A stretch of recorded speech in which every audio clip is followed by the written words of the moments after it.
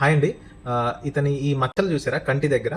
So, వీటిని ఏమంటారంటే జాంథీలెస్మా అంటారు. సో, జాంథీలెస్మా అంటే ఏంటంటే మన బాడీలో కొలెస్ట్రాల్ ఎక్కువైపోతే అక్కడ బాడీలో ఎక్కడ పడితే అక్కడ డిపాజిట్ అవుతూ ఉంటాయనమాట. సో, ఈయన వయసు జస్ట్ 34, 35 సంవత్సరాలు.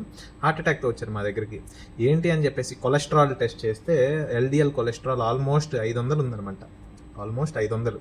సో, హిస్టరీ తీసుకుంటే ఆయన చెప్పేది ఏంటంటే వాళ్ళ అక్క కూడా 37 సంవత్సరాల వయసులో హార్ట్ అటాక్తో చనిపోయారనమాట. చెస్ట్ పెయిన్ వచ్చిందంట.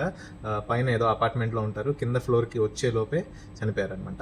సో, ఈ వీడియో ద్వారా ఏం చెప్పాలనుకుంటున్నానంటే ఫెమిలియల్ హైపర్ కొలెస్ట్రాలిమియా అని ఒక జబ్బు ఉంటుంది అనమాట. సో, నార్మల్గా ఏంటంటే ప్రతి 300 మందిలో ఒకళ్ళిద్దరికి ఉండే ఛాన్సెస్ ఉంటాయి. కాకపోతే అది హెటిరోజైగస్ అంటారు. అంటే ఏంటంటే మన బాడీలో ఆ కొలెస్ట్రాల్ని రెగ్యులేట్ చేసే జీన్స్ 2 ఉంటాయి. మీకు అర్థమయ్యేటట్టు చెప్తున్నా.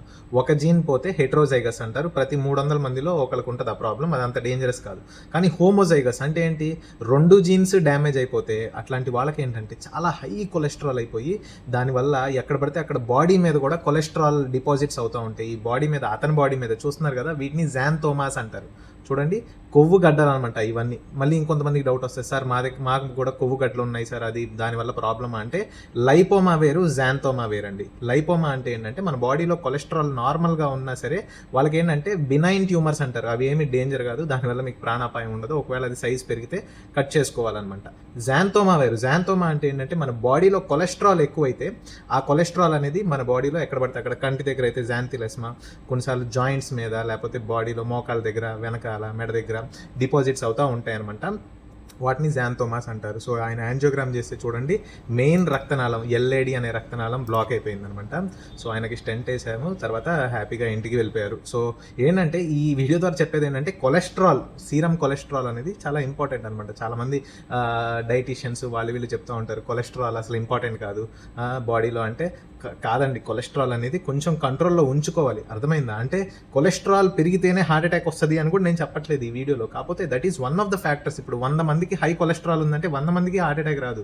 ఆ 100 మందిలో 10-20 మందికి హార్ట్ అటాక్ కొలెస్ట్రాల్ వల్లే వచ్చే ఛాన్సెస్ ఉంటాయి అనమాట. ఓకేనా? So, everything I say don't take it literally. కంట్రోల్లో ఉంచుకోవడంలో తప్పు లేదనమాట. సో, ఎగ్ ఎల్లో తినాలనుకుంటున్నారు అనుకోండి, డైలీ 1 or 2 తినొచ్చు. 10 తింటాను నేను అంటే దాంట్లో కొన్నిసార్లు ఇబ్బంది అయ్యే ఛాన్సెస్ ఉంటాయి అనమాట. నేను అప్పుడప్పుడు 2 or 3 eggs తింటా ఉంటాను. అంటే కంటిన్యూస్గా తింటే ఏంటి, రెడ్ మీట్ కానీ లేకపోతే ఇలాంటి సాచురేటెడ్ ఫ్యాట్స్, ట్రాన్స్ ఫ్యాట్స్ అలాంటివి తింటా ఉంటే ఏంటంటే కొన్నిసార్లు మన బాడీలో కొలెస్ట్రాల్ అప్ అండ్ డౌన్ అయిపోయి రక్తనాళాల్లో, కొరనరీ ఆర్టరీస్లో ఫ్యాటీ ప్లేక్స్ ఇవి డిపాజిట్ అయ్యి హార్ట్ అటాక్స్ వచ్చే ఛాన్సెస్ ఉంటాయి అనమాట. ఓకేనా? I hope this video is helpful.